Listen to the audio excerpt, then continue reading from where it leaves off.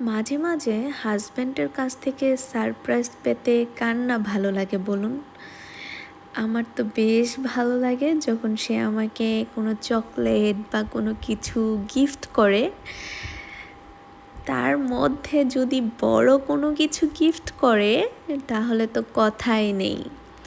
গত 2 বছর আগে আমার বিয়ের সময় 4 মার্চ 2022 তে আমার বিয়ে হয়। সেই সময়টাতে সে আমাকে আমার বিয়ের দিন আইফোন 13 প্রো ম্যাক্স গিফট করে।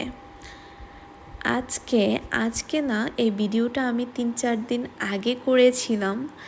তখন সে আমাকে আইফোন 15 প্রো ম্যাক্স গিফট করলো। দেখে তো আমার বেশ ভালো লাগলো। এটা হচ্ছে ব্ল্যাক কালার। আমার সচরাচর সব কিছুই ব্ল্যাক কালার পছন্দ।